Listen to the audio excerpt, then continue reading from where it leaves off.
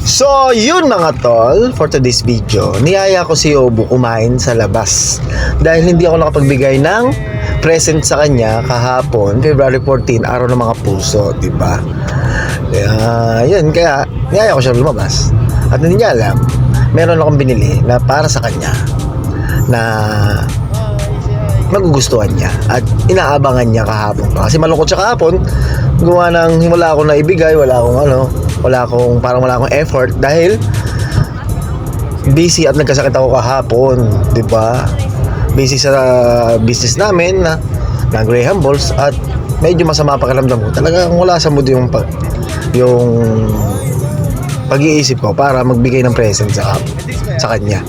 So, 'yon, dahil sahod naman ngayon at may pera, niyaya ko na siya lumabas kasama ang aking mga anak. Yan, di ba?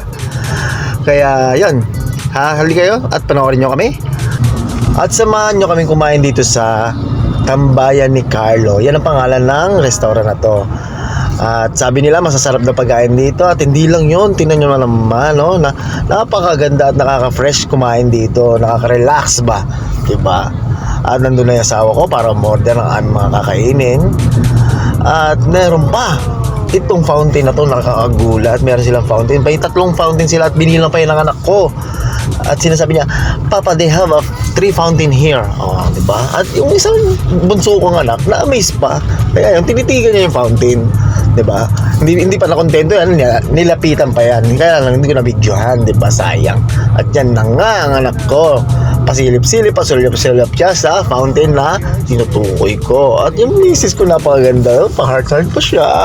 Grabe naman yan. At na-curious siya sa tiyan niya kasi medyo pumapantay na sa boobs niya. Joke lang. At anak ko, tuntua na naman at kakain kami sa labas. At yun na nga, nagpaikot-ikot siya dito sa loob. At may tinuturo siya sa akin doon, no? Grabe, oh, tingnan nyo na naman, no? Mayroon pa silang aquarium dito at may mga laman ng isda.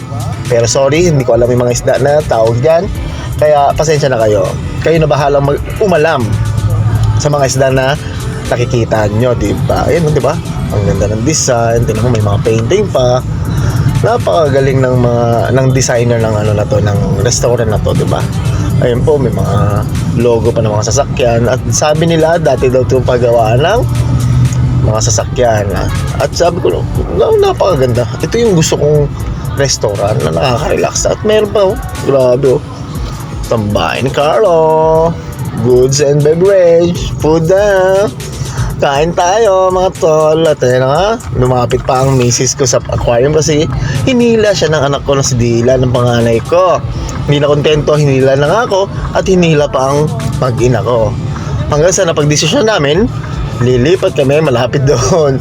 Kasi nga, ayun, no, bakante naman talaga nandun yung lamesa, di ba? Kaya yun, doon na kami umupo at doon na kami kumain. Diba? Ang kulit-kulit kasi ni Dylan. Minamadali at doon na lang kami pumesto. Kaya yun, napag-desisyon na namin na doon na kami pumesto at kakain. At dumating na ang order namin, hindi ko alam ang tawag dyan, basta may overload, kayo na bahalang tumukoy. At meron din sila ditong silog. At yan ang corn silog para sa panganay kong anak. Syempre, tuntua ang misis ko kasi yung overload na tinutukoy ko, yan yung gusto niyang orderin doon sa mall. Kaya lang walang pagkakataon dahil lagi siyang nasa bahay at hindi kami makalabas dahil walang pera. Pero yun, may pagkakataon na ngayon dahil meron tayong extra pera at meron tayong extra income dahil sa ating business na binuksan. At thank you Lord at dumadami ng ating mga pa-order. Salamat sa inyo lahat ng mga umorder sa amin. At yun na nga, balik tayo dito. Nag-pray pa nga ang anak ko at yan, siya nag-lead sa prayer.